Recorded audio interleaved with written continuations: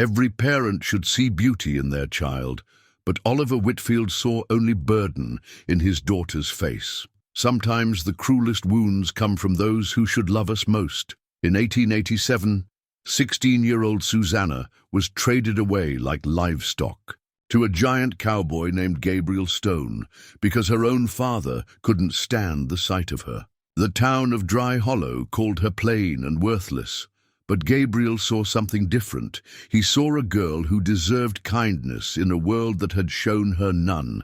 What started as a cold business deal slowly became something beautiful. Gabriel gave Susannah the one thing she'd never had, someone who believed she mattered. Years passed, and that awkward girl grew into a woman of quiet strength. But would the love that saved her be enough to face the town that tried to destroy her? Before we jump back in, tell us where you're tuning in from. And if this story touches you, make sure you're subscribed, because tomorrow I've saved something extra special for you. The summer heat pressed down on Dry Hollow like a heavy blanket, turning the dusty main street into a shimmering mirage of false promises. 16-year-old Susannah Whitfield swept the front porch of her father's general store with mechanical precision, her movements careful and quiet. She had learned long ago that drawing attention to herself only brought disappointment or worse. In the cracked window of the store, a faded daguerreotype of her mother caught the morning light. Margaret Whitfield had been beautiful. Everyone said so. Golden hair that caught sunlight like spun silk, eyes the color of summer sky, and a smile that could melt the hardest heart. The photograph showed her on her wedding day, radiant with joy and hope for the future she would never see. Susannah paused in her sweeping to study her reflection in the dusty glass beside her mother's image. Where Margaret had been delicate and fair, Susannah was angular and dark. Her brown hair hung in plain braids, her skin was touched by the sun from working outdoors, and her green eyes, her father's eyes, held none of her mother's gentle warmth. She was taller than most girls her age, with strong hands that spoke of hard work rather than gentle refinement. "Susannah!" Oliver Whitfield's voice cut through the morning air like a rusty blade. "Get inside. Mrs. Patterson's coming for her order." She hurried through the door, setting the broom aside with practiced silence. Her father stood behind the counter, his graying hair disheveled and his clothes wrinkled from another night of drinking. The gold wedding band on his finger caught the light, a tarnished reminder of happier times he could never quite remove, though he never looked at it directly. Oliver Whitfield had been a different man once. Neighbors still remembered him as a young husband who would bring his pregnant wife wildflowers every evening, who would sing softly to her growing belly and speak of the beautiful child they would raise together. But Margaret's death in childbirth had broken something fundamental inside him, and 17 years of grief had turned that break into a chasm that seemed to widen with each passing day. Mrs. Patterson bustled through the door, her sharp eyes immediately finding fault. "Morning, Oliver. I see your girl's been sweeping again. Shame she can't sweep away that unfortunate look of hers as easily." Susannah felt the familiar sting of casual cruelty, but kept her expression neutral. In Dry Hollow, a woman's worth was measured by her ability to attract a husband, and at 16, Susannah had attracted no one. The young men of the town looked right through her, their eyes seeking prettier faces and more promising prospects. "She's useful enough," Oliver replied with the tone one might use to describe a sturdy mule. "Gets the work done." Mrs. Patterson collected her supplies, thread, buttons, and a small tin of tooth powder, while continuing her assessment. Margaret was such a beauty. Terrible how these things don't always pass down to the children.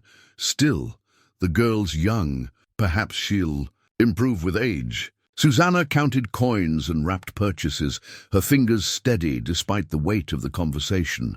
She had heard variations of this exchange countless times. The town had expectations for its daughters, and she had failed to meet them before. She was old enough to understand what was required.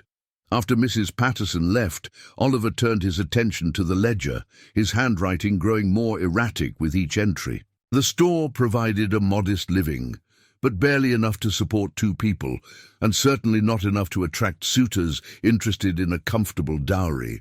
Most families in Dry Hollow lived hand to mouth, working claims that promised more than they delivered, or running businesses that served a population too small to sustain real prosperity. "Father," Susannah ventured carefully, "shall I start inventory on the dry goods?" He looked up from the ledger, and for a moment his expression softened. In unguarded moments like these, she could see glimpses of the man her mother had loved. But then his gaze shifted to the photograph in the window, and the familiar hardness returned. "Do what you want," he said, turning back to his books. "Makes no difference either way." The morning wore on with its usual rhythm of small transactions and smaller conversations. Susannah restocked shelves, swept floors that never seemed to stay clean, and listened to the gossip that flowed through the store like water through a sieve. The widow Johnson was having trouble with her well. The Morrison family was considering pulling up stakes and heading further west, and there was talk of a new man in town, a giant of a fellow who had rented the old cabin outside of town and kept to himself. "Gabriel Stone, his name is," Mrs. Fletcher confided to Mrs. Davies as they examined a bolt of calico. "Rode in 3 days ago on the biggest horse I've ever seen, tall as a tree and twice as wide. Paid his rent in gold coin, if you can believe it." "What's his business here?" Mrs. Davies asked, lowering her voice. "Nobody knows. He's been to the saloon once, ordered one drink and left when some of the boys tried to make conversation. Polite enough, they said, but distant, like he's carrying something heavy." Susannah found herself curious about this Gabriel Stone despite herself. Dry Hollow rarely attracted strangers, and when it did, they usually passed through quickly. A man who would rent a cabin and pay in gold suggested someone planning to stay, which raised questions in a town where everyone knew everyone else's business. The afternoon brought the familiar weight of her father's disappointment. As Susannah prepared a simple dinner of beans and cornbread, Oliver sat at their small table and stared out the window at nothing in particular. His drinking had gotten worse in recent months, and with it, his ability to pretend that his daughter's presence didn't pain him. "You're 17 next month," he said suddenly, breaking the silence. "Yes, father. Most girls your age are married by now, or at least spoken for." Susannah kept her attention on the beans, stirring them slowly to avoid scorching. "Yes, father. It's not natural. A girl your age with no prospects. Makes people talk." She had heard the talk. Whispered speculation about what was wrong with Oliver Whitfield's daughter, that no man would have her. Suggestions that perhaps she was slow-minded or had some hidden flaw that made her unsuitable for marriage. The truth was simpler and more painful. She was plain in a place where prettiness was currency, and poor in a community where every family struggled to survive. "I could work harder in the store," she offered quietly. "Take on more of the burden." Oliver's laugh was bitter. "Work harder? Child, you already do the work of two people. That's not the problem.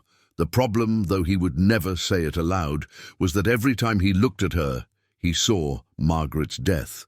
Susannah had her mother's stubborn chin and quick mind, but in Oliver's grief-clouded vision, she had become the reason his beloved wife was gone. Logic told him this was unfair. Margaret had been frail, and childbirth was dangerous for any woman, but grief had little use for logic. That evening, as Susannah mended a torn shirt by lamplight, Oliver made an announcement that would change everything. "I've been thinking," he said, not looking at her, "about your situation, about what's to become of you." Her needle paused in its work. Something in his tone warned her that this conversation would be different from their usual discussions about her unmarried state. "There's a man in town, the new fellow, Gabriel Stone. He's looking for someone to keep house for him. Cook, clean, manage his domestic affairs." Susannah's heart began to race, though she couldn't have said whether from hope or fear. "You spoke with him?" "Not yet. But I intend to. An arrangement like that could solve both your problems and mine." The words hung in the air between them like smoke from a dying fire. Susannah understood the implications immediately. Her father was planning to hand her off to a stranger, not as a wife, but as unpaid domestic help.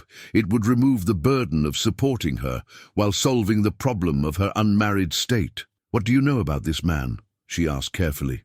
"Enough. He pays his debts, keeps to himself, and needs what you can provide. It's a practical solution." Practical. The word felt like a stone in her chest. Her future reduced to a practical solution for her father's embarrassment and financial strain. And if he's not a good man? Oliver finally looked at her directly, and she saw something that might have been regret flicker across his features. "Life's not about good men, Susannah. It's about making the best of what's available. This Gabriel Stone is available, and you need somewhere to go." That night, Susannah lay in her narrow bed and listened to the familiar sounds of the house settling around her. Through the thin walls, she could hear her father moving restlessly, probably working his way through another bottle of whiskey. Tomorrow, he would speak with Gabriel Stone about an arrangement that would determine the rest of her life. She thought about her mother's photograph, forever young and hopeful in the store window. Margaret Whitfield had married for love, had been cherished and valued and mourned. Her daughter would be traded like goods to a stranger who needed his house kept clean. But perhaps, Susannah thought as sleep finally claimed her, a stranger's. Practical kindness might be better than a father's bitter disappointment. At least, Gabriel Stone would have no memories of a beautiful woman to compare her against. At least with him, she might find a place where she could simply exist without constant reminder of all the ways she had failed to live up to what came before. The morning would bring change, whether she was ready for it or not. The next morning brought the sound of heavy boots on the store's front porch. Susannah looked up from sorting bolts of fabric to see a figure that seemed to fill the entire doorway. Gabriel Stone was even larger than the gossips had described. Well, over 6 feet tall, with shoulders that strained the seams of his worn work shirt. His dark hair was touched with early grey, and his weathered face spoke of years spent outdoors under harsh sun and bitter wind. But it was his eyes that caught her attention. They were deep brown, almost black, and held a careful stillness that reminded her of a wild animal deciding whether to trust or flee. There was intelligence there, and something else. A wariness that suggested he had learned to expect disappointment from the world. "Mr. Whitfield." His voice was quiet, surprisingly gentle for such a large man. Oliver emerged from the back room, straightening his vest in an attempt at respectability. "Mr. Stone, thank you for coming." Gabriel's gaze flickered briefly to Susannah, then back to her father. "You said you had a proposition to discuss." "Indeed I do. Perhaps we could speak privately. If it concerns your daughter, she should hear it." The simple statement hung in the air like a challenge. Oliver's face reddened slightly. Whether from embarrassment or anger, Susannah couldn't tell. "Very well. Susannah, come here." She approached slowly, studying Gabriel's face for any sign of the kind of man he might be. His expression remained neutral, but she noticed he kept his hands visible and made no sudden movements, as if he understood that his size might be intimidating. Oliver cleared his throat and began what was clearly a rehearsed speech. "Mr. Stone, my daughter is 17 years old, hard-working and skilled in all domestic arts. She can cook, clean, sew, and manage a household efficiently. She's also unmarried, with no prospects on the horizon." Susannah felt her cheeks burn with humiliation, but Gabriel's expression didn't change. "She needs a situation," Oliver continued, "and you need domestic help. I propose an arrangement that would benefit you both. In exchange for room, board, and a small wage, she would manage your household needs." Gabriel was quiet for a long moment, his dark eyes moving from Oliver to Susannah and back again. "What kind of arrangement are you proposing exactly?" "A practical one. She would live in your household as a domestic servant. You would provide for her needs, and she would tend to yours. And her wishes in this matter." The question surprised everyone in the room. Oliver's mouth opened and closed like a fish pulled from water, while Susannah stared at Gabriel in shock. No one had ever asked what she wanted before. "Her wishes," Oliver finally managed. "She wishes to be useful and cared for naturally. Gabriel turned his attention fully to Susannah. "Is that true, miss? Is this what you want?" For a moment she couldn't speak. The directness of his gaze was unsettling, not unkind but penetrating, as if he could see straight through to whatever truth she might try to hide. "I want to be safe," she said finally, the honesty surprising her. "I want to be useful, and I want to be treated with basic decency." Something shifted in Gabriel's expression, a softening around his eyes that might have been understanding. "Those seem reasonable desires." Oliver, eager to close the deal, pressed forward. "Then we have an agreement. The terms we discussed yesterday." "We didn't discuss terms yesterday," Gabriel said quietly. "You mentioned the possibility of an arrangement. I said I would consider it." Of course, but surely—" Gabriel held up one large hand, stopping Oliver mid-sentence. "Miss Whitfield, would you step outside with me for a moment?" Susannah glanced at her father, who nodded impatiently. Gabriel opened the door and gestured for her to precede him onto the porch. The morning air was cooler there, carrying the scent of dust and distant rain. "Your father seems eager to finalize this arrangement," Gabriel said, his voice even quieter outside. "He needs the burden lifted," she replied honestly. "I'm of an age where my unmarried state reflects poorly on our family." "Is that how you see yourself? As a burden?" The question was asked without judgment, but it struck her like a physical blow. She had never articulated it so clearly before, but yes, that was exactly how she saw herself. A burden her father couldn't afford to keep and couldn't manage to marry off. In practical terms, yes. Gabriel leaned against the porch railing, making himself smaller in the way very tall people sometimes do when talking to shorter companions. "Tell me about your practical terms. What would you expect from such an arrangement?" "A place to sleep, food to eat, and work that has purpose. Perhaps a small wage to put aside for my future. And what would you offer in return?" "Honest work. I can cook well enough, keep a house clean and organized, mend clothes, tend a garden. I can read and cipher, so I could help with correspondence or accounts if needed." Gabriel nodded slowly. "What you're describing sounds more like a business partnership than domestic servitude." "I don't understand." "Your father is proposing to hand you over like property. You're describing a mutual arrangement between two people who could benefit from working together." The distinction was subtle but important, and Susannah felt something loosen in her chest that she hadn't realized was tight. "What kind of man are you, Mr. Stone?" The question seemed to amuse him slightly. "That's a fair question, given the circumstances. I'm a man who values honesty, hard work, and treating people with respect. I don't drink to excess. I don't raise my hand to those weaker than myself. And I believe every person deserves dignity regardless of their station in life." "Why do you need someone to keep house for you?" "Because I'm better with horses and cattle than I am with cooking and cleaning. Because a man living alone tends to let things slide that shouldn't be let slide. And because," he paused, seeming to weigh his words carefully, "because loneliness makes people hard in ways that aren't good for them." His honesty was startling. Most people in Dry Hollow guarded their vulnerabilities carefully, but Gabriel spoke of loneliness as casually as he might mention the weather. "Are you offering me the position?" she asked.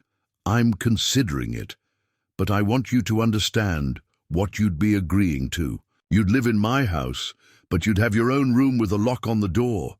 You'd work hard, but no harder than any woman managing her own household.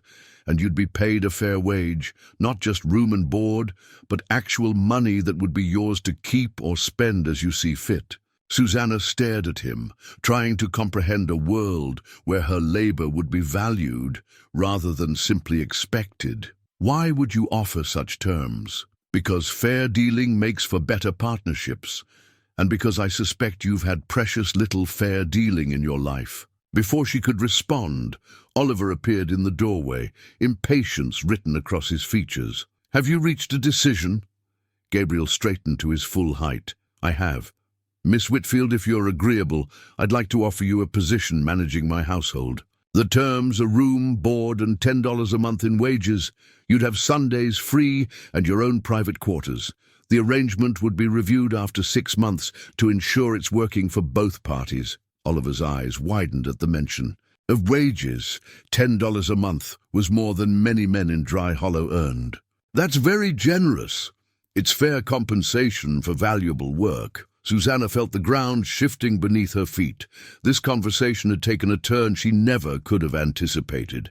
Instead of being handed off like unwanted goods, she was being offered terms that suggested she had worth beyond her ability to sweep floors and cook meals. "I accept," she said quietly. Gabriel nodded once, then reached into his vest pocket and withdrew a folded paper. "I took the liberty of writing up an agreement outlining the terms we discussed. If you're both satisfied with it, we can sign it and make this official." Oliver snatched the paper and read it quickly, his expression growing more surprised with each line. The document was clearly written and legally sound, laying out expectations and protections for both parties. Most importantly, it included a clause stating that either party could terminate the arrangement with 2 weeks' notice. "This is quite formal," Oliver said. "Important agreements should be formal," Gabriel replied. "It protects everyone involved." With hands that shook slightly, whether from relief or anxiety, she couldn't tell, Susannah signed her name to the contract that would change her life. Gabriel's signature was bold and clear, his handwriting suggesting education and refinement that seemed at odds with his rough appearance. "When would you like me to start?" she asked. "Tomorrow, if that suits you. That will give you time to gather your belongings and say your goodbyes." As Gabriel Stone walked away, his signed contract tucked safely in his vest pocket, Susannah watched him with a mixture of hope and terror. In less than an hour, her entire future had been rewritten. Tomorrow, she would leave the only home she had ever known to begin a new life with a man who saw her as a person rather than a burden. For the first time in years, that life seemed to hold possibilities she had never dared to imagine. The ride to Gabriel's homestead took nearly an hour, winding through scrub brush and rocky terrain that gradually gave way to greener pasture land. Susannah sat sideways on the back of his massive bay horse, her few belongings tied in a bundle. Behind the saddle, Gabriel had fashioned a makeshift seat for her comfort, demonstrating the same careful consideration he had shown during their negotiations. The silence between them was not uncomfortable, though it was filled with unspoken questions. Susannah found herself studying the landscape with new eyes, seeing it not as the familiar territory around Dry Hollow, but as the approach to her new life. The mountains in the distance seemed less forbidding somehow, their peaks catching the afternoon light in shades of purple and gold. Gabriel's homestead surprised her. She had expected something rough and temporary, the kind of shelter a drifter might throw together for a season or two. Instead, she found a modest but well-built cabin with a solid stone foundation, glass windows, and a covered porch that suggested permanence. The surrounding property showed signs of careful planning: a kitchen garden already planted and thriving, a small barn and corral for horses, and the beginnings of what looked like a larger structure intended for cattle. "You built this yourself?" she asked as Gabriel helped her down from the horse. Most of it had help with the heavy timber work. He untied her bundle and handed it to her. "I know it's not much compared to town living, but it's sound and it's a clean." Susannah looked around the small clearing with its neat fences and purposeful buildings. "It's more than I expected." Gabriel led her toward the cabin, pausing at the front steps. "Before we go inside, I want to show you something." He reached into his saddlebag and withdrew a small object wrapped in soft cloth. "I made this some years back for a child who didn't live to play with it." He unwrapped the cloth to reveal a hand-carved wooden horse, its details lovingly crafted down to the flowing mane and alert ears. The wood had been sanded smooth and stained a warm honey color, and tiny leather reins hung from the carved bridle. "It's beautiful," Susannah said, meaning it completely. "I kept it because—" Gabriel paused, seeming to search for the right words. Because it reminded me that I could create something gentle, even after all the violence I'd seen. I'm showing it to you because I want you to understand the kind of man I'm trying to be here." The weight of this revelation settled over her. This was not just a toy, it was a testament to loss, to hope, and to the deliberate choice to nurture rather than destroy. Gabriel rewrapped the horse carefully and returned it to his saddlebag. "Come," he said quietly, "let me show you your new home." The inside of the cabin was as surprising as the outside. The main room served as both kitchen and living area, with a large stone fireplace providing heat for cooking and warmth. The furniture was simple but well made, much of it clearly crafted by Gabriel's own hands. Everything was scrupulously clean and organized, though there was a masculine starkness to the space that spoke of a man living alone. "Your room is through here," Gabriel said, leading her to a door off the main room. The bedroom was small but comfortable, with a narrow bed covered in a colorful quilt, a washstand with a porcelain pitcher and bowl, and most importantly, a sturdy lock on the inside of the door. "The previous owner's wife left some things behind," Gabriel explained, gesturing to a wooden chest at the foot of the bed. "Dresses and such. You're welcome to use whatever fits or suits you." Susannah set her bundle on the bed and turned to face him. "Mr. Stone, I need to ask you something directly."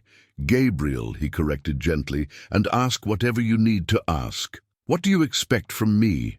Not the work. I understand about cooking and cleaning. But what do you expect from me as a person, living in your house?" Gabriel leaned against the doorframe, careful to stay in clear view rather than entering her private space. "I expect you to do your work honestly and well. I expect you to speak up if something isn't right, or if you need something I haven't provided. And I expect you to understand that this is your home now, not just a place where you work. And what should I expect from you? Respect, fair treatment, protection if you need it, and patience while we both figure out how to make this arrangement work." Something in his tone made her believe him. There was no false charm or calculated kindness, just straightforward honesty from a man who seemed to understand that trust had to be earned rather than demanded. "There's something else you should know," Gabriel continued. "I'm not much for conversation at meals. I've lived alone too long to be comfortable with chatter. But that doesn't mean I don't want to hear what you have to say when you have something worth saying." Susannah nodded, understanding. "Comfortable silence is better than forced conversation." "Exactly." Gabriel pushed himself away from the doorframe. "I'll let you settle in. When you're ready, perhaps you could look over the kitchen and let me know what supplies you'll need. I usually ride into town on Saturdays for provisions." After he left, Susannah sat on the edge of her new bed and tried to process the magnitude of change in her life. 24 hours ago, she had been her father's unwanted burden. Now she was a valued employee with her own room, fair wages, and what appeared to be genuine respect from her employer. She opened the wooden chest Gabriel had mentioned and found it full of women's clothing in various sizes. The dresses were simple but well made, in practical colors that would show less dirt and wear. At the bottom of the chest, wrapped in tissue paper, she found something that made her breath catch, a delicate silver locket on a fine chain. The locket opened to reveal a miniature portrait of a woman with kind eyes and gentle features. A slip of paper tucked beside the portrait read, "For Margaret's daughter, when she's old enough to know her mother's heart. Love, Aunt Catherine." Susannah stared at the locket in amazement. This was her mother's sister, whom she had never known existed. Her father had never mentioned any family beyond his own parents, who had died when Susannah was small. The discovery of this hidden connection to her mother felt like a gift beyond measure. She fastened the locket around her neck and felt an immediate sense of connection to the woman she had never been allowed to truly know. Perhaps here, in this place where she was valued for herself, rather than judged for her failure to live up to someone else's memory, she could finally begin to understand who Margaret Whitfield had been beyond the beautiful young woman in the store window photograph. That evening, Susannah prepared her first meal in Gabriel's kitchen. Simple fare of salt pork, beans and cornbread, but seasoned with herbs from the garden and served with attention to presentation that had been impossible in her father's neglected household. Gabriel ate with obvious appreciation, complimenting the seasoning and asking about her methods without making the conversation feel forced. As they sat in comfortable quiet after the meal, Susannah realized that for the first time in years, she felt the possibility of belonging somewhere. Gabriel Stone might be a mystery, but he was a mystery who treated her with dignity, and that alone was more than she had dared to hope for. Outside, the evening settled over the mountains with the promise of rain, and inside the solid cabin, two solitary people began the delicate process of learning to share space with kindness rather than mere tolerance. The first week of Susannah's new life fell into a rhythm that surprised her with its natural ease. Gabriel rose before dawn to tend his horses and check the small herd of cattle that grazed in the distant pasture. By the time he returned for breakfast, she had coffee brewing and fresh biscuits warming by the fire. He would eat quietly, sometimes sharing observations about the weather or the condition of his stock, but never demanding conversation when she wasn't inclined to provide. After breakfast, Gabriel would disappear for hours at a time, working on the endless tasks that came with maintaining a frontier homestead. Susannah threw herself into organizing and improving the domestic sphere with an enthusiasm that surprised her. For the first time in her life, her work felt purposeful rather than merely dutiful. She discovered that Gabriel was a man of hidden depths. His bookshelf held volumes of poetry alongside practical texts on animal husbandry and farming techniques. His kitchen was well equipped with tools that spoke of someone who understood the importance of proper preparation, even if he lacked the skill to use them effectively. Most telling of all, she found evidence of a gentleman's education in the careful way he maintained his accounts and correspondence. On the fourth morning, while exploring the cabin more thoroughly, Susannah discovered something that made her understand Gabriel's careful boundaries even better. Tucked away in a wooden box beneath his bed, which she was cleaning after he had specifically requested that she not worry about his personal space, she found a leather-bound journal filled with pressed flowers and delicate handwriting. The key journal belonged to her mother. Margaret Whitfield's diary chronicled the months leading up to her marriage, revealing a love story that Oliver had never shared with his daughter. Page after page detailed tender courtship, shared dreams, and the quiet joy of a woman who knew herself to be cherished. The final entries spoke of pregnancy with wonder and anticipation, with no hint of the tragedy that awaited. "I pray this child will have Oliver's steadfast heart and my love of beautiful things," read one entry dated just weeks before Susannah's birth. "Already I can feel the strength in this little one, such determined kicks and turns. Oliver speaks to my belly each night, telling our child about the world we're preparing. We have chosen names, Susannah for a girl, after the biblical woman who was brave enough to stand for what was right, and Thomas for a boy, after Oliver's father who taught him that kindness is the truest mark of strength." Susannah sat on Gabriel's carefully made bed, holding her mother's words and understanding for the first time that she had been wanted, planned for, and loved even before her birth. The tragedy was not that Margaret had died giving her life, but that Oliver had been unable to separate his grief from his love for the daughter who carried his wife's dreams. "Find something interesting?" Gabriel's voice from the doorway made her jump. She had been so absorbed in the journal that she hadn't heard him return from the pasture. "I'm sorry," she said quickly, closing the book. "I was cleaning and I found—" "Your mother's journal," Gabriel finished quietly. "I wondered when you'd come across it. You have my mother's journal." "How?" Gabriel entered the room slowly, his large frame somehow managing not to seem threatening in the small space. "Your father was burning her things one night about 3 years ago. He was drunk and angry, standing in the street throwing her belongings into a fire. Mrs. Fletcher and I managed to save a few items before he could destroy everything. Why would he burn her things? Grief makes people do foolish things sometimes. Oliver couldn't bear the reminders, but he also couldn't bear to give them away properly. Burning them felt like the only solution. Susannah looked down at the journal in her hands.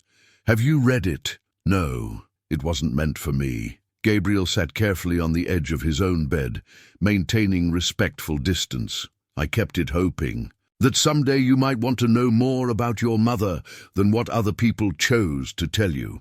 The kindness of this gesture, preserving her mother's private thoughts for years on the chance that they might someday comfort her daughter, struck Susannah as profoundly generous. "Thank you," she said, meaning it completely. "She loved you before you were born," Gabriel said simply. "That much was clear even to those of us who barely knew her. Whatever your father's struggles, they don't diminish that love." Susannah spent the rest of that afternoon reading her mother's journal from beginning to end, learning about the woman who had shaped her existence, but whom she had never been allowed to truly know. Margaret emerged from the pages as intelligent, kind, and possessed of a quiet strength that Susannah recognized in herself. That evening, emboldened by Gabriel's continued respect for her dignity, she asked him the question that had been growing in her mind all week. "Why did you really agree to this arrangement? Not the practical reasons you gave my father, but the real reason." Gabriel was quiet for a long moment, staring into the fire he had built against the evening chill. "Because I knew what it felt like to be discarded by people who should have protected you," he said finally, "and because I could see that you deserved better than what you were getting. You were discarded too.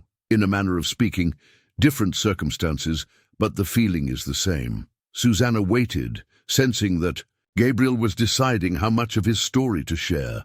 When he spoke again, his voice carried the weight of old pain. "I had a family once, a wife and a baby daughter. They died of fever while I was away fighting in the war. When I came home, my wife's family blamed me for not being there to protect them. My own family thought I should have died with honor in battle, rather than surviving to come home to an empty house. There wasn't a place for me anywhere, so I made my own place." The simple recounting of such profound loss took Susannah's breath away. "I'm sorry," she said inadequately. "It was a long time ago.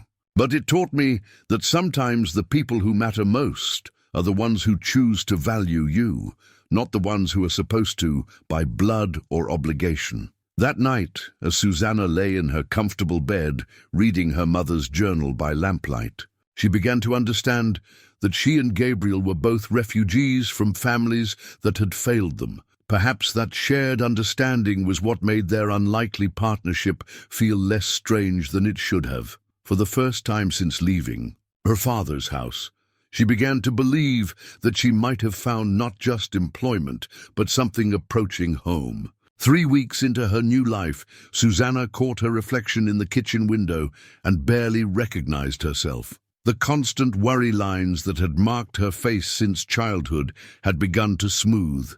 Her posture was straighter, her movements more confident. Most remarkably, she had begun to smile without thinking about it first. The transformation wasn't just physical. Gabriel's consistent respect and the purposeful nature of her work had awakened something in her that she hadn't known existed, a sense of her own worth that went beyond mere usefulness. When Gabriel asked her opinion about improving the kitchen or reorganizing the storage shed, he listened to her answers as if they mattered. When she suggested modifications to their daily routine that would make the household run more efficiently, he implemented them without question. It was during one of these conversations, as they planned the layout for an expanded vegetable garden, that trouble arrived in the form of Mrs. Patterson and Mrs. Fletcher. The two women approached the cabin on foot, their faces set in expressions of determined moral concern. Susannah saw them coming from the kitchen window and felt her newfound confidence waver. In Dry Hollow, visits from the town's moral authorities rarely brought good news. "Susannah," Gabriel said quietly, appearing at her shoulder. He had seen them too. "Remember that you owe them no explanations beyond common courtesy." The reminder steadied her. She smoothed her apron, one of the better dresses from the chest, which fit her perfectly and made her feel properly dressed for the first time in years, and stepped onto the porch with Gabriel beside her. "Mrs. Patterson, Mrs. Fletcher," she greeted them politely. "What brings you so far from town?" Mrs. Patterson's sharp eyes took in every detail of Susannah's appearance, from her neat hair to her clean dress to the confident way she stood. "We've come to check on your welfare, dear. There's been talk in town about your situation here." "What kind of talk?" Gabriel's voice was calm, but Susannah heard the warning beneath it. "The kind that concerns proper Christian women when a young unmarried girl is living alone with a man of uncertain character," Mrs. Fletcher replied tartly, "especially when that girl seems to have improved considerably since taking up residence here." The implication was clear. In the minds of these women, Susannah's visible well-being could only be explained by improper relations with Gabriel. The cruel irony that she was thriving precisely because Gabriel treated her with respect rather than taking advantage was lost on them entirely. "I can assure you that Miss Whitfield's welfare is my primary concern," Gabriel said evenly.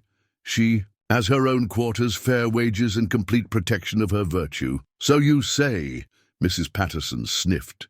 "But appearances matter, Mr. Stone. A girl her age, unmarried, living in the household of a bachelor. It creates talk whether or not anything improper is actually occurring." Susannah felt the familiar burn of shame beginning in her chest, but then something unexpected happened. Gabriel stepped slightly forward, not blocking her, but clearly positioning himself as her defender. "Mrs. Patterson," he said, his voice carrying a quiet authority that made both women step back involuntarily. "Miss Whitfield is under my protection. Any talk that impugns her character will be considered a personal insult to me. I trust I make myself clear."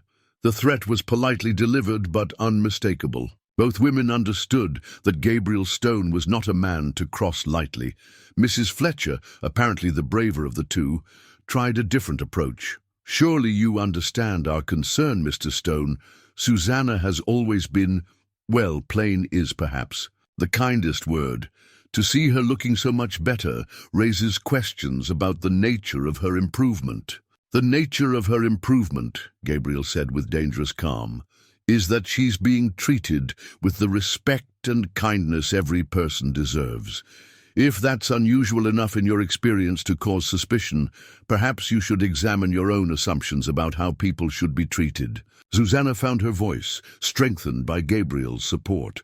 "Mrs. Fletcher, Mrs. Patterson, I appreciate your concern for my welfare, but I can assure you that Mr. Stone has been nothing but honorable in his treatment of me.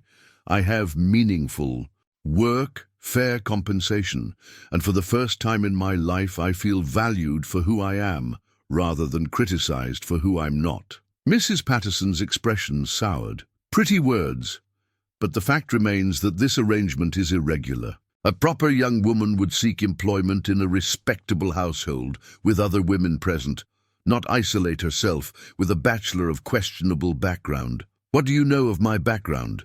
Gabriel asked, his tone sharpening. "We know you. Appeared in our town with no references, no family connections, and no clear explanation of your business here. We know you pay in gold coins when most honest men deal in paper money or trade. And we know you've taken in a girl who should be seeking a husband, not playing house with a stranger." Gabriel was very still for a moment, and Susannah sensed the careful control he was exercising over his temper. When he spoke, his voice was deadly quiet. "My business in this territory is my own affair, conducted within the bounds of law and common decency. Miss Whitfield's employment with me is documented in a legal contract that protects both her interests and mine. If you have specific accusations to make them. If not, I suggest you return to town and find more productive uses for your time." Mrs. Fletcher, recognizing that they had pushed as far as they dared, gathered her dignity around her like a cloak. "We're simply concerned citizens, Mr. Stone. When we see a young woman's reputation at risk, her reputation is at risk. From gossips, Not from honest employment. Gabriel cut her off. Good day, ladies. After the women left, Susannah found herself shaking with a mixture of anger and lingering shame. The encounter had reminded her forcefully that the world beyond Gabriel's homestead still saw her as they always had. A problem. To be solved or a scandal to be prevented. They'll spread talk, she said quietly. Let them. Talk can't hurt you here, but it could hurt you. Association with me. Gabriel turned to face her fully, his dark eyes serious. Susannah, listen to me carefully. I chose this arrangement because I believed it would benefit us both. I've seen nothing in these past weeks to change that opinion. In fact, I've seen considerable evidence that my initial judgment was correct. What do you mean? I mean that you've brought order and comfort to my household, intelligence and kindness to my daily life, and a sense of purpose I hadn't realized I was missing. If the good people of Dry Hollow choose to see scandal in that, it says more about their limited imagination than it does about either of us. That evening, as Susannah prepared dinner, she found herself thinking about the silver locket around her neck and the mother she was finally getting to know through her journal. Margaret Whitfield had been brave enough to marry for love in a time when practical considerations usually took precedence. Perhaps her daughter could be brave enough to stay where she was valued, regardless of what others might say. The future might be uncertain, but for the first time in her life, Susannah felt she had someone standing beside her as she faced it. The morning after the confrontation with the town ladies, Susannah woke to find Gabriel already gone, and a note on the kitchen table written in his careful script. Gone to check the north pasture fence. Back by evening. There's something in my room I'd like you to see when you have time. Curious and slightly apprehensive, Susannah finished her morning chores before approaching Gabriel's bedroom. On his dresser, positioned where she couldn't miss it, lay a small wooden box she had never seen before. Inside, wrapped in faded blue silk, was a military medal, the Congressional Medal of Honor, along with official papers documenting Gabriel's service record. The documents told a story that took her breath away. Sergeant Gabriel Stone, 5th Pennsylvania, volunteer infantry, had distinguished himself at the Battle of Gettysburg by single-handedly holding a strategic position against overwhelming Confederate forces, saving his entire company from certain destruction. The official commendation spoke of extraordinary heroism in the face of mortal danger and selfless devotion to duty that exemplifies the highest ideals of military service. But it was the personal letter tucked beneath the medal that revealed the true cost of Gabriel's heroism. Written in a shaking hand by his former commanding officer, it read, Gabriel, I know you blame yourself for surviving when so many good men didn't. I know you carry the weight of every man who fell while you lived, but you must understand that your actions that day saved dozens of lives. Your survival wasn't luck or cowardice. It was Providence ensuring that someone worthy would live to honor the memory of those we lost. The war changed all of us, but it didn't break you. Don't let guilt finish what enemy bullets couldn't. Colonel James Morrison. Susannah sank into Gabriel's reading chair, the medal heavy in her hands. This explained so much. His careful control, his protective instincts, his ability to see worth in people others discarded. Gabriel wasn't just a kind man. He was a genuine hero who carried the burden of survival with the same careful honor he brought to everything else in his life. When Gabriel returned that evening, he found her waiting with his medal displayed respectfully on the kitchen table. Between them, you left this for me to find, she said without preamble. I did. Why? Gabriel settled into his chair across from her, his large hands folding carefully in his lap. Because after yesterday, I realized you might wonder what kind of man you're trusting with your safety. I thought you deserved to know the whole truth. The whole truth about your war service? Or the whole truth about why you live like a man with something to prove? The perceptive question seemed to surprise him. Gabriel was quiet for a long moment, studying her face as if trying to gauge how much honesty she could handle. Both, I suppose. I survived battles that killed better men than me. I came home to find my family dead and my community unwilling to welcome back a man who'd seen too much killing. I've spent the last 15 years trying to build something worthy of the life I was allowed to keep. Is that why you helped me? As some kind of penance? No, Gabriel's response was immediate and firm. I helped you because you deserved help. But I won't lie and say that giving you a chance to build a better life doesn't feel like one of the worthiest things I've done with my survival. Susannah traced the ribbon of the medal with one finger, thinking about the weight of carrying other people's lives in your memory. Do you ever regret it? Surviving when others didn't? Every day. But I've learned that regret is a luxury I can't afford. The dead don't need my guilt. They need me to live in a way that honors what they died protecting. What did they die protecting? The idea that people should be free to build lives worth living. That strength should be used to protect rather than exploit.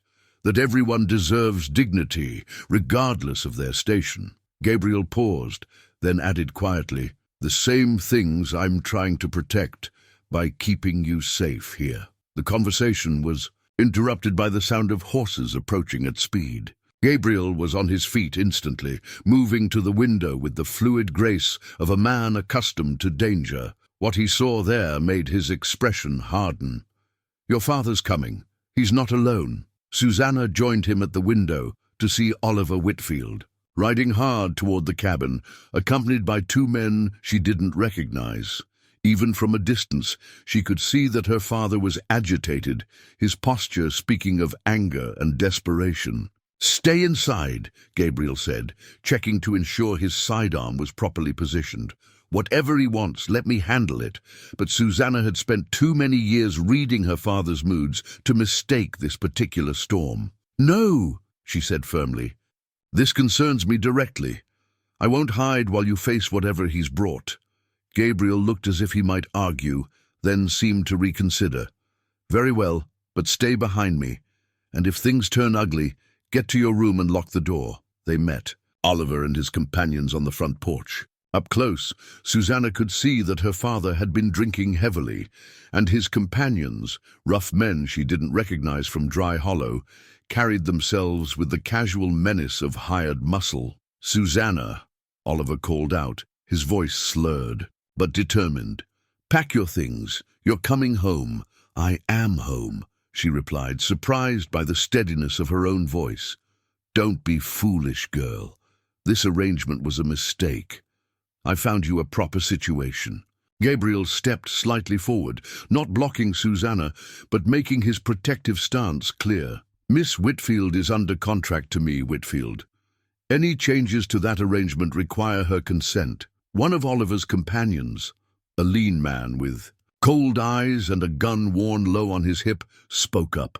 The girl's father has rights, mister, legal rights to determine her situation. Not when she's of age and has entered into a legal employment contract, Gabriel replied calmly, which she has.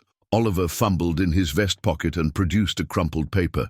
I've got a buyer for the store, moving to San Francisco to live with my brother. Susannah comes with me, or she gets left behind with nothing. The ultimatum hung in the air like smoke from a gun barrel. Susannah felt the familiar churning of fear and obligation that had governed her entire life under her father's roof. But then she felt the solid presence of Gabriel beside her and remembered the medal lying on the kitchen table, proof that sometimes good people fought for what was right, even when the odds were against them. Then I suppose I'll be left behind, she said clearly, because this is where I choose to stay. Oliver's face darkened with fury. You ungrateful! The lady has made her choice, Gabriel interrupted, his voice carrying unmistakable warning. I suggest you respect it. The tension stretched taut as a violin string, and Susannah realized they were balanced on the edge of violence. But she also realized that for the first time in her life, she had someone willing to stand with her against the people who would control her future. Whatever came next, she would face it as a woman who had finally learned her own worth. The standoff might have escalated into violence if not for the arrival of an unexpected rider. Marshal Thomas Wade appeared over the ridge at a gallop, his badge glinting in the afternoon sun. Behind him rode two more men. One Susannah recognized as the territorial judge, the other a stranger in a dark suit who carried himself with official authority. "Whitfield," the marshal called out as he reined in his horse. "Stand down, you're under arrest." Oliver's face went white. "Arrest? On what charges?" The stranger in the dark suit dismounted and approached with deliberate calm. "Oliver Whitfield, I'm Federal Marshal William Hayes. You're wanted for questioning in connection with a robbery that occurred in Denver 3 months ago." Gabriel's hand moved instinctively toward his weapon, then stopped as he processed what he was hearing. Susannah felt the world tilt beneath her feet. Her father, a criminal. "This is ridiculous," Oliver blustered, but his voice carried none of his earlier conviction. "I've never been to Denver in my life." Marshal Hayes reached into his coat and withdrew a folded paper, a wanted poster that made Susannah's blood run cold. The face sketched there was unmistakably her father's, though the name beneath read Oscar Whitman. 3 months ago, a man matching your description robbed the Denver Mercantile Bank of $8,000 in gold. Witnesses described a man with graying hair, green eyes, and a distinctive scar on his left hand. Hayes gestured toward Oliver's hand, where indeed a pale scar marked his knuckles. The same man was seen at the Cattleman's Hotel the night before the robbery, registering under the name Oscar Whitman. One of Oliver's hired companions was already backing his horse away, clearly wanting no part of whatever was unfolding. The other man, the cold-eyed gunfighter, looked as if he might be calculating the odds of shooting his way out of the situation. "I was never in Denver," Oliver repeated, but his voice lacked conviction. Judge Harrison, a stern man Susannah recognized from town meetings, spoke up. "Mr. Whitfield, we also have reports that you've been paying debts around Dry Hollow with gold coins of unusual mint markings. The same mint markings found on coins stolen from the Denver bank." Gabriel stepped forward slightly, his voice carefully controlled. "Marshal, what does this have to do with Miss Whitfield?" "That depends," Marshal Hayes replied. "Miss, did you know about your father's recent travels? Any trips he might have taken without informing the community?" Susannah's mind raced back over the past few months. There had been a week in March when her father had disappeared, claiming he was visiting suppliers in Cheyenne. He had returned with money to pay several overdue accounts, explaining that he had collected on old debts. She had been so relieved that their financial situation had improved that she hadn't questioned the explanation. "There was a trip to Cheyenne in March," she said reluctantly. "He was gone for nearly a week." "Cheyenne is 2 days' ride from Denver," Judge Harrison noted grimly. Oliver's face crumpled as he realized the weight of evidence against him. The cold-eyed gunfighter chose that moment to make his move, reaching for his weapon with deadly intent.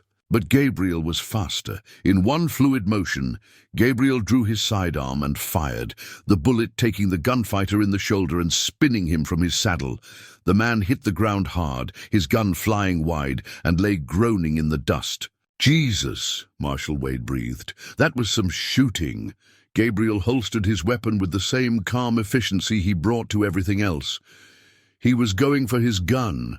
I couldn't let him threaten the lady." The remaining hired man threw up his hands in surrender, clearly wanting no part of further violence. Marshal Hayes moved quickly to secure both prisoners, while Judge Harrison approached Oliver with grim purpose. "Oliver Whitfield, you are under arrest for bank robbery and transportation of stolen goods across territorial lines.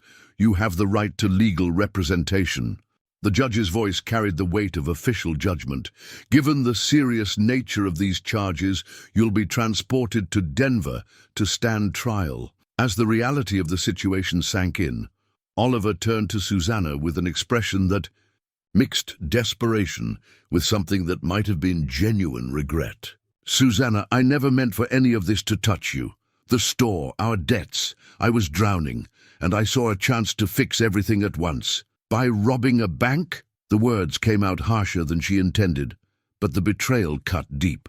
Her father hadn't just been cruel and neglectful, he had been a criminal, putting both their lives at risk. "I thought I could get away clean, pay off our debts, maybe even find you a proper dowry so some decent man would have you. I never planned for it to go this far." Gabriel's voice cut through Oliver's explanation with quiet authority. "Marshal, here's what happens to Miss Whitfield now. She had no knowledge of her father's crimes." "That's clear enough," the marshal replied. "She's not under suspicion, but—" He paused, considering the implications. "With her father facing prison time, she'll need to make arrangements for her own support." "She has arrangements," Gabriel said firmly. "She's in my employ under legal contract with proper compensation and protection." Judge Harrison looked between Gabriel and Susannah with shrewd eyes. "Miss Whitfield, is this arrangement satisfactory to you? You're free to make other choices if you prefer." Susannah looked at her father, slumped in defeat on his horse, with his hands bound behind him.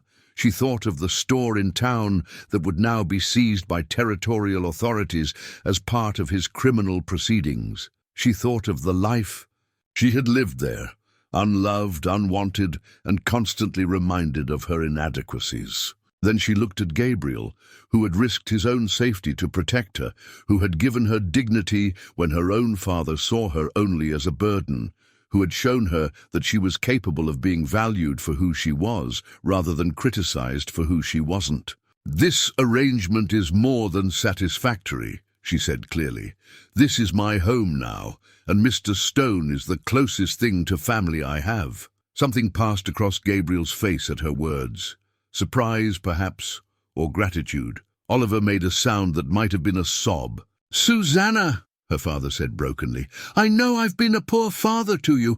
I know I let my grief over your mother poison the way I treated you. If I could undo—" "You can't," she interrupted, but not unkindly. "What's done is done, father. You made your choices, and now you have to live with the consequences. As do I." Marshal Hayes began preparing to transport his prisoners, but before leaving, he handed Gabriel an official document. "This is a federal warrant authorizing us to search Whitfield's property for evidence of the robbery. We found most of the stolen gold hidden in his cellar, but there might be other evidence. The store and its contents will be held pending trial." As the law enforcement party rode away with Oliver and his accomplices, Susannah and Gabriel stood in the settling dust, watching her old life disappear over the horizon. The silence stretched between them, heavy with unspoken implications. "Are you all right?" Gabriel asked finally. Susannah considered the question seriously. Her father was a criminal facing years in prison. Her childhood home would be seized by authorities. Everything she had known before coming to Gabriel's homestead was gone, swept away by revelations she could never have imagined. "I think I am," she said, surprising herself with the truth of it. "For the first time in my life, I think I actually am all right." Gabriel nodded slowly, understanding more than she had said. "Then we'll make the best of what comes next." That evening, as they sat by the fire processing the day's shocking revelations, Susannah realized that her father's crimes had paradoxically set her free. There was no going back to her old life now, no possibility of returning to the store and the familiar patterns of disappointment and neglect. For better or worse, Gabriel Stone and this remote homestead were her future now, and for the first time since her mother's death, that future felt like it might hold real possibilities for happiness. 2 months passed in relative peace after Oliver's arrest. Susannah threw herself into creating a true home from Gabriel's practical homestead, while he worked with quiet determination to expand their small operation into something that could support them both comfortably. The rhythm of their days had grown natural and comfortable, marked by shared meals, companionable conversation, and the deep satisfaction that came from meaningful work. But their tranquil existence was shattered on a crisp October morning when Marshal Hayes returned, his face grim with news that would test everything they had built together. "Miss Whitfield, Mr. Stone," the marshal greeted them as they met him on the porch. "I am afraid I bring troubling news about your father's case." Susannah felt Gabriel tense beside her. "Has something happened to him?" she asked, surprised to find she still cared about Oliver's welfare despite everything. "No, he's alive and as well as can be expected. But during his interrogation, he revealed information that puts both of you in considerable danger." Marshal Hayes dismounted and approached the porch with the careful gait of a man carrying heavy news. "It seems your father wasn't working alone in the Denver robbery." Gabriel's hand moved instinctively toward his weapon. "Who was working with him?" "A man named Jake Morrison. No relation to your former commanding officer," the marshal added, noting Gabriel's sharp look. "Morrison is the leader of a gang that specializes in bank robberies across 3 territories. When your father failed to return to their rendezvous point, Morrison assumed he'd been caught or killed. But now word has gotten out that Oliver Whitfield is talking to federal authorities. What does that mean for us?" Susannah asked, though she suspected she already knew. "It means Morrison and his gang are coming here. They want to silence your father before he can implicate them further, and they want to recover their share of the stolen gold. Oliver told them he hid part of the money here on your property." Gabriel's expression hardened into something Susannah had never seen before, the cold calculation of a man preparing for war. "How many men are we talking about?" "Morrison typically travels with 4 or 5 others, all experienced killers, all wanted for multiple murders in addition to robbery." Marshal Hayes pulled a bundle of papers from his coat. "I've brought wanted posters so you'll know what you're dealing with." The faces staring back from the crude drawings were hard and merciless, men who killed as easily as they breathed. Susannah felt ice forming in her stomach as she realized the magnitude of the danger heading toward their peaceful homestead. "When will they arrive?" Gabriel asked, already shifting into what Susannah recognized as military planning mode. "Could be any time. They were spotted 3 days' ride south of here, asking questions about Oliver Whitfield. My guess is they'll arrive within the next day or 2. Gabriel studied the wanted posters with professional attention. "What kind of weapons are they carrying?" "Rifles, revolvers, and enough ammunition for a prolonged fight.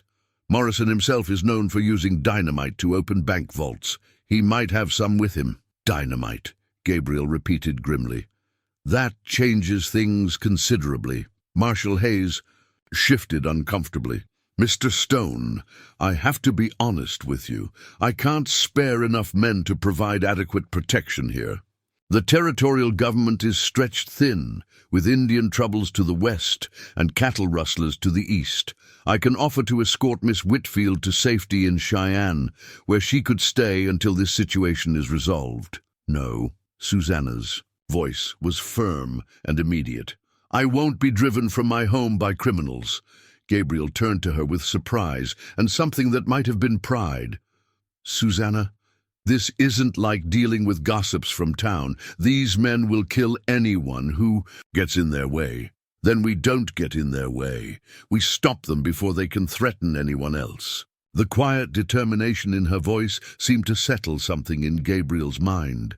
He looked at her for a long moment, then nodded slowly. "If you're staying, then we need to prepare properly. Marshal, how much time do we have?" "Probably until tomorrow night, possibly less if they push their horses hard." Gabriel began pacing the porch, his mind clearly working through tactical considerations. "The cabin is defensible, but not against dynamite. We'll need to draw them away from the main buildings, engage them on ground of our choosing." "You're talking about an ambush," Marshal Hayes said quietly. "I'm talking about survival. 6 armed men against 2 isn't favorable odds under any circumstances. We need every advantage we can create." Susannah listened to the men discuss strategy, with growing understanding of what Gabriel was planning. He intended to use his military experience to turn their small homestead into a battlefield, with himself as the primary defender. The thought of Gabriel facing such danger for her sake made her chest tight with fear. "There's something else," Marshal Hayes said reluctantly. During questioning, your father mentioned that he hid a bundle of letters in your mother's trunk, letters that Morrison is particularly eager to recover. What kind of letters? Susannah asked. Correspondence between Morrison and a territorial judge who's been taking bribes to fix trials. If those letters become public, they could bring down a corruption ring that reaches all the way to the territorial capital. Morrison will do anything to get them back. Gabriel stopped pacing. Where is your mother's trunk now? In the storage shed behind the cabin. I moved it there when I reorganized the bedroom. Susannah felt pieces clicking together in her mind. These letters, they're evidence of crimes beyond just the bank robbery. Evidence that could put a dozen powerful men in prison, including Morrison himself. He's not just coming for revenge or money, Miss Whitfield. He's coming to protect his entire criminal organization. The weight of this revelation settled over them like a heavy blanket. They weren't just dealing with angry criminals seeking revenge. They were facing men who would kill to protect a conspiracy that reached into the highest levels of territorial government. Marshal, Gabriel said after a long moment, I need you to do something for me. What's that? Gabriel looked directly at Susannah as he spoke. I need you to take those letters and get them to federal authorities in Denver tonight. Ride hard and don't stop until you reach safety. That would leave you here alone to face Morrison's gang. It would ensure that even if something happens to us, the evidence survives to bring these men to justice. Marshal Hayes nodded slowly. It's the right thing to do, but I don't like leaving. You two to face this alone. We won't be completely alone, Gabriel said quietly. I have friends in these mountains, men who served with me during the war, who understand what it means to stand together against impossible odds. Susannah looked at Gabriel with new understanding. You've been planning for something like this. Not specifically this, but yes. A man doesn't survive what I've survived without learning to prepare for the worst-case scenario. As the day wore on, Gabriel revealed the extent of his preparations. Hidden caches of weapons and ammunition placed strategically around the property. Escape routes mapped and practiced. Most surprisingly, a network of former soldiers living throughout the mountain territory, men who had served with Gabriel and remained loyal to their old sergeant. By evening, 3 of these men had arrived at the homestead, weathered veterans, who greeted Gabriel with the easy camaraderie of shared hardship and mutual respect. Each man brought his own weapons and hard-won experience in fighting desperate battles against superior numbers. Tom, Frank, William, Gabriel introduced them to Susannah. Good men who've stood with me before when the odds were against us. Tom, the eldest of the 3, studied the wanted posters with professional interest. Morrison's gang, eh? Heard tell of them. Vicious bastards, but not particularly bright tactically. They rely on overwhelming firepower and intimidation. That gives us an advantage, Frank added. They won't expect organized resistance from what they think is just a homesteader and a young woman. William, who seemed to serve as the group's scout, had already been reconnoitering the approaches to the homestead. Best defensive position is the ridge overlooking the main trail. Good sightlines, natural cover, multiple escape routes if things go badly. As night fell, the men finalized their plans with the methodical precision of experienced soldiers. Susannah found herself assigned a crucial role, not as someone to be protected, but as an active participant in their defense. Gabriel had taught her to shoot during their quiet months together, and she had proven surprisingly accurate with both rifle and revolver. The most important thing, Gabriel told her as they prepared for what might be their last peaceful night together, is that you understand what we're fighting for.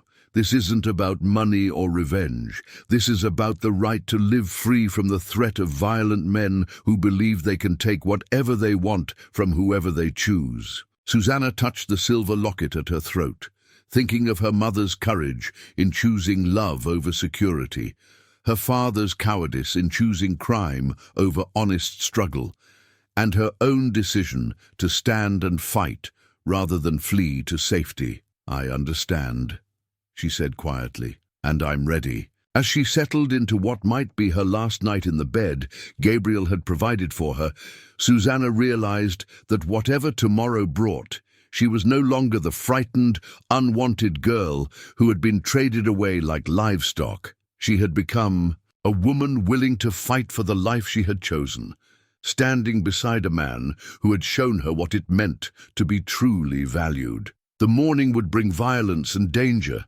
but it would also bring the chance to prove that love and loyalty were worth defending, no matter the cost. The attack came at dawn, just as Gabriel had predicted.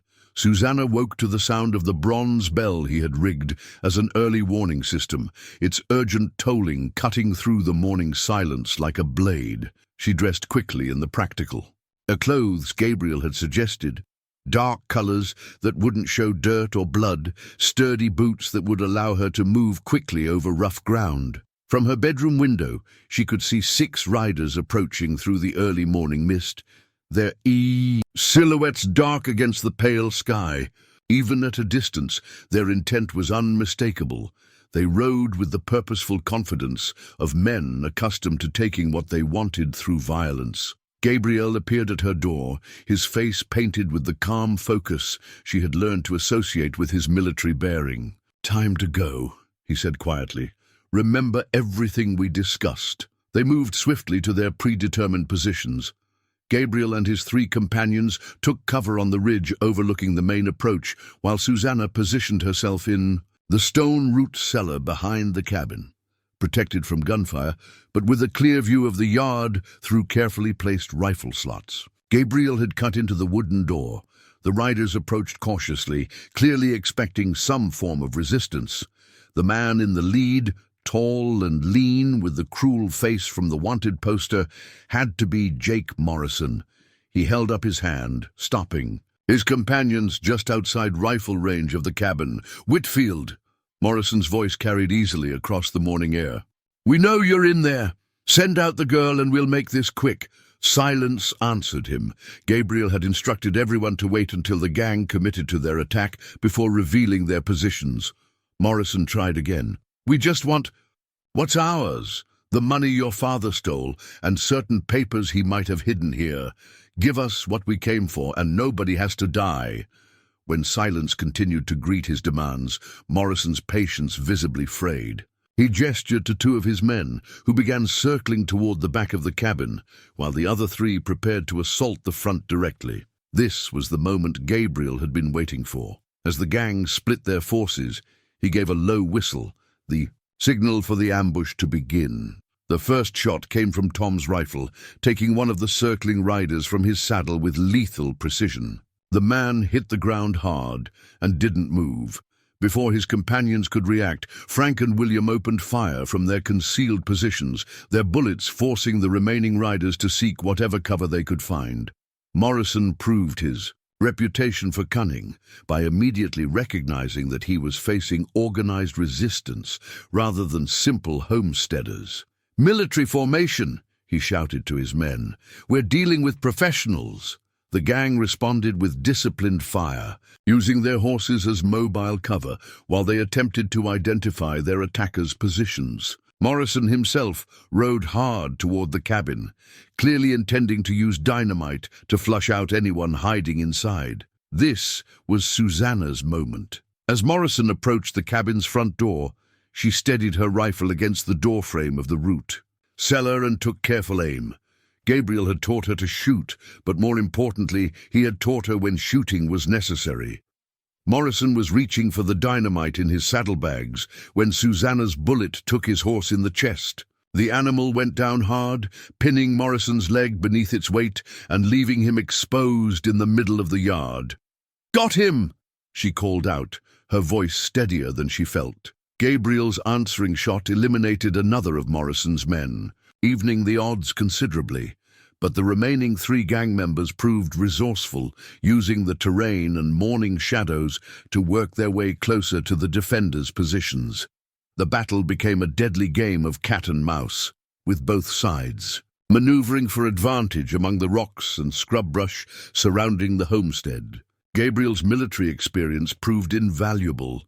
He seemed to anticipate the gang's movements, positioning his men to counter each attempted flanking maneuver. But the tide turned when one of Morrison's men managed to work his way close enough to Tom's position to engage him in close combat. The sounds of their struggle carried clearly across the battlefield, grunts of effort, the ring of metal on metal, and finally a cry of pain that ended abruptly. When the struggle ended, Tom didn't rise from his position. "Tom's down!" Frank called out, his voice tight with emotion. Morrison, meanwhile, had managed to free himself from beneath his dead horse. His left leg was clearly injured, but he was still mobile and still dangerous. He had retrieved his dynamite and was working his way toward the cabin with murderous intent. Gabriel made a decision that would define the rest of the battle. Instead of maintaining his defensive position, he rose from cover and began moving down the slope toward Morrison, drawing the gang leader's attention away from the cabin and toward himself. "Morrison!" Gabriel's voice carried the authority of a man accustomed to being obeyed. "Your fight is with me. Leave the woman out of this." Morrison turned toward Gabriel with a smile that promised death. "Then come and get me, soldier boy." The Susannah's final phase of the battle was about to begin, and Susannah realized that everything she had come to value in her new life now hung in the balance of what happened in the next few minutes. Gabriel moved down the slope with the fluid precision of a man who had spent years learning how to stay alive in desperate situations. Morrison tracked his progress with the cold patience of a predator, but Gabriel's tactical movement made him a difficult target among the rocks and sparse vegetation. The remaining two gang members tried to coordinate their attack with Morrison's, but Frank and William kept them pinned down with accurate rifle fire. The sound of gunshots echoed off the surrounding mountains like thunder, punctuated by the sharp crack of bullets striking stone. Morrison lit the fuse on his first stick of dynamite and hurled it toward Gabriel's position. The explosion sent dirt and rocks flying, but Gabriel had anticipated the move and rolled away from the blast zone just in time. The concussion left his ears ringing, but he emerged from cover with his rifle ready. "You can't hide forever, Stone," Morrison called, out, lighting a second stick. "I've got enough dynamite to level this whole ridge." But Morrison had made a critical error. In his focus on Gabriel, he had forgotten about Susannah. As he prepared to throw the second stick of dynamite, she emerged from the root cellar with her rifle trained on his center mass. "Drop it," she commanded, her voice carrying across the battlefield with surprising authority. Morrison spun toward her, the burning dynamite still in his hand. For a moment, the tableau held: an injured outlaw with a live explosive, a young woman with a rifle, and a veteran soldier calculating the odds of survival for all involved. "You don't have the stomach for this, girl," Morrison sneered. "You're not a killer." "You're right," Susannah replied steadily. "I'm not a killer, but I am someone who protects what she loves." The simple declaration seemed to surprise Morrison. In his world, people fought for money, revenge, or simple survival. The idea of fighting for love was foreign to his experience. Gabriel used Morrison's momentary distraction to close the distance between them. In one fluid motion, he tackled the outlaw around the waist, driving both of them to the ground just as Morrison released the dynamite. The stick flew wild, exploding harmlessly against the side of the barn. The two men rolled in the dirt, grappling for advantage. Morrison was younger and desperate, but Gabriel had the training and experience of a professional soldier. More importantly, he was fighting to protect someone he had come to love, which gave him strength that went beyond physical capability. The fight was brief, but vicious. Morrison managed to draw a knife and slashed at Gabriel's ribs, opening a wound that immediately began bleeding freely. But Gabriel's counterstrike was decisive, a precise blow to Morrison's throat that left the outlaw gasping and unable to continue fighting. As Morrison lay defeated in the dust, the sounds of battle gradually faded. Frank and William had succeeded in eliminating the remaining gang members, though William had taken a bullet in the shoulder that would require attention.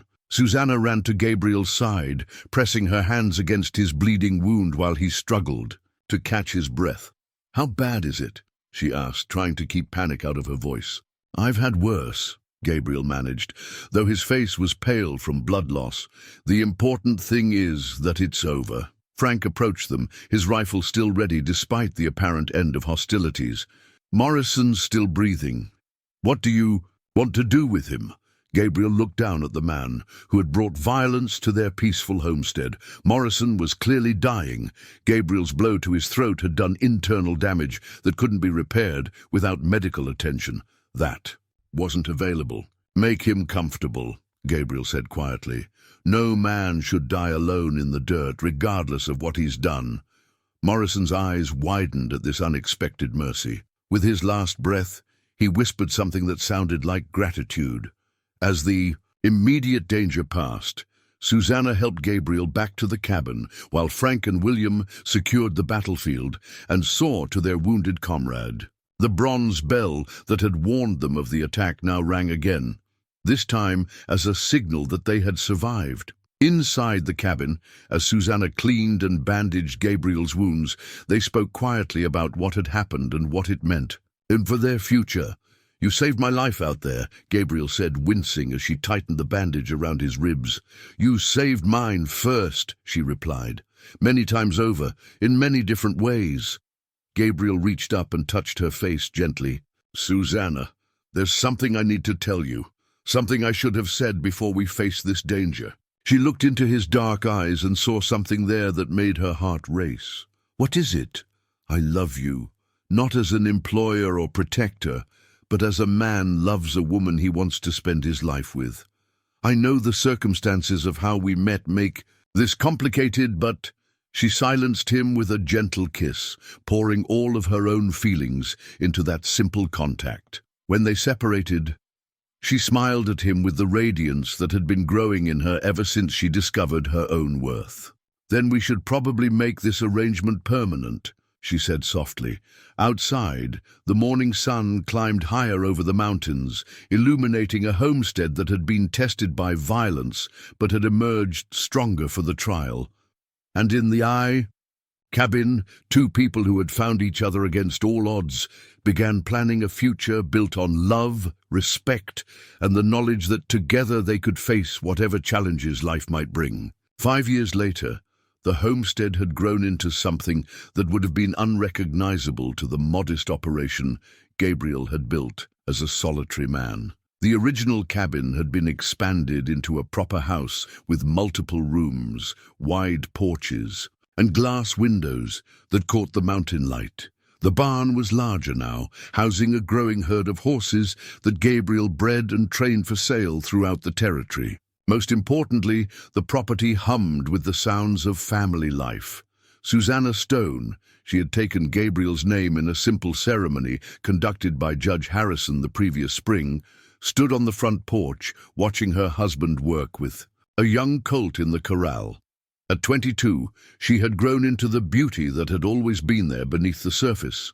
But more than that, she had grown into a woman of quiet confidence who commanded respect throughout the region. In her arms, she held their 6-month-old son, Daniel, whose dark hair and serious eyes marked him clearly as Gabriel's child. The baby clutched a small toy in his chubby fists, a carved wooden horse that Gabriel had made during the long winter evenings, working the wood with the same careful attention he brought to everything important in his life. The toy horse was a deliberate echo of the one Gabriel had shown her on her first day at the homestead, but this one was different. Where the original had been a memorial to loss, this new horse represented hope and continuity.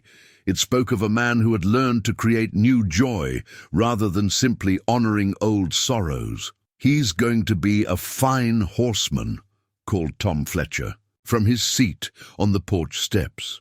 Tom had recovered from his wounds during the battle with Morrison's gang, though he walked with a slight limp that reminded everyone of the price they had paid for their peace.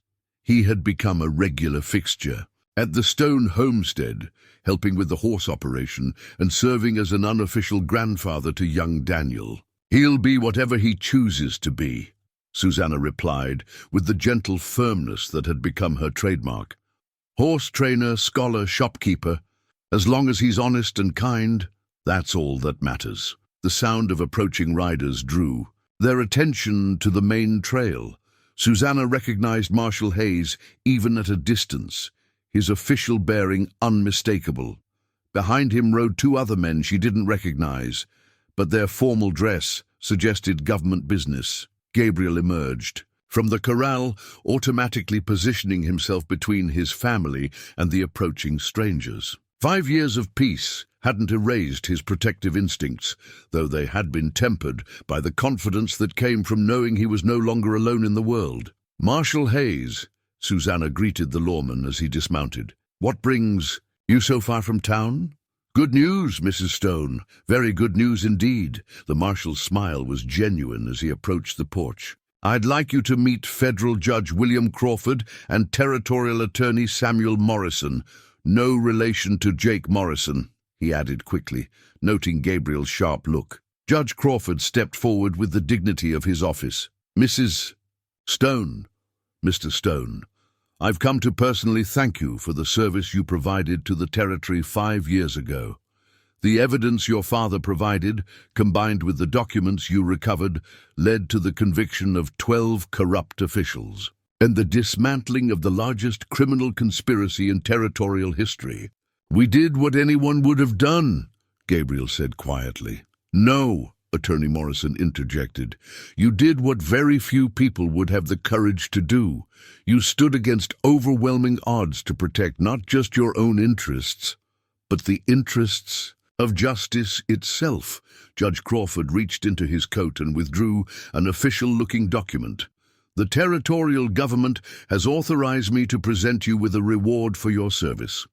The sum of $5,000, along with clear title to an additional 1,000 acres of grazing land adjacent to your current property. Susannah felt Gabriel's surprise in the way his posture shifted slightly.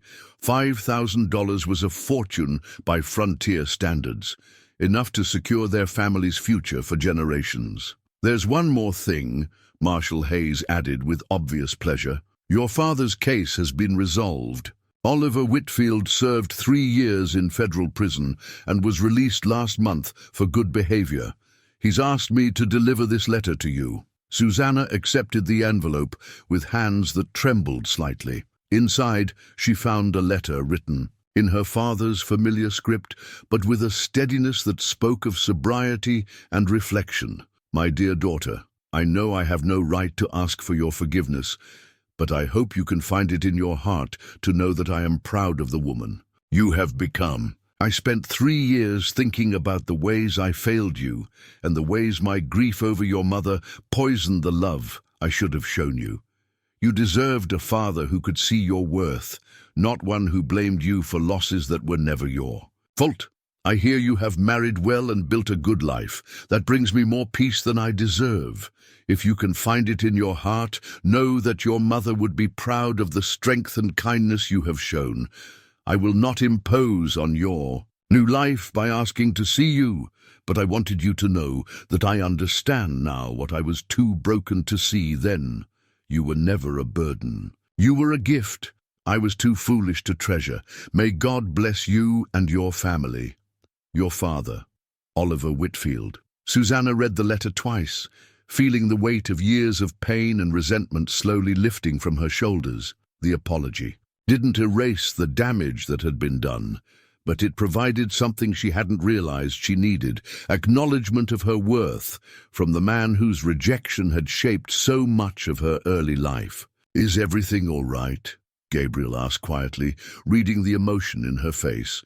Yes, she said, and meant it completely. Everything is exactly as it should be. After the official visitors left, the family settled into their evening routine. Gabriel read aloud from a book of poetry while Susannah nursed the baby and worked on a quilt that would become Daniel's Christmas present. Tom dozed in his chair by the fire, occasionally offering commentary on Gabriel's dramatic interpretation of the verses. As the evening wound down and Tom made his way to the small cabin they had built for him near the main house, Gabriel and Susannah sat together on their porch, watching the stars emerge over the mountains.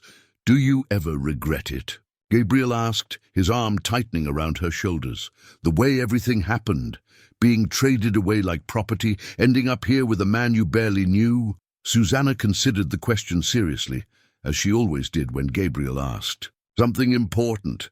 She thought about the girl she had been, frightened, unloved, convinced of her own worthlessness. She thought about the woman she had become, confident, cherished, secure in her own value and the value of the life she had built. "I regret the pain that brought us together," she said finally. "I regret that your family died, that my father's. Grief made him cruel, that we both had to suffer loss before we could find each other. But I don't regret where we ended up." Gabriel nodded, understanding the distinction.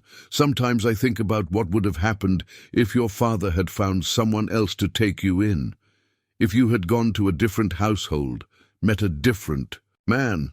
"But I didn't," Susannah said simply. "I came here to you, to this life we've built together. And that's what matters." In the distance, they could hear the gentle sounds of their horses settling for the night, the soft breathing of their sleeping son, and the whisper of wind through the pines that surrounded their homestead. These were the sounds of home, of family, of a future built on love rather than mere survival. Gabriel reached into his pocket and withdrew the original wooden horse he had shown her on her first day, the one he had carved for the child who had never lived to play with it. For years, it had remained in his room, as a reminder of loss. Tonight he placed it gently in the cradle beside their sleeping son, "For Daniel to remember where he came from," Gabriel said quietly, "and to understand that sometimes the most beautiful things grow from the deepest sorrows." Susannah touched the silver locket at her throat, her mother's locket, which had taught her that love could transcend death and connect generations. Someday she would give it to Daniel's wife, along with the story of how two broken people had found each other and built something whole. As they prepared for bed, Susannah reflected on the journey that had brought her from Oliver Whitfield's unwanted daughter to Gabriel Stone's beloved wife. It had been a path marked by cruelty and kindness, loss and discovery, fear and courage. But most of all, it had been a path that led to understanding her own worth, not as defined by others' expectations or limitations, but as measured by her own strength, kindness, and capacity for love. The girl who had once been called ugly and worthless had become a woman who knew herself to be beautiful in all the ways that truly mattered. And the man who had seen that beauty when no one else could had become her partner in creating a life that honored both their struggles and their triumphs. In the quiet darkness of their bedroom, as Gabriel's breathing settled into the rhythm of peaceful sleep, Susannah smiled and closed her eyes, secure in the knowledge that she was exactly where she belonged, with exactly the person who valued her as she deserved to be valued. Tomorrow would bring new challenges and new joys, but it would find them facing the future together, as they always had and always would.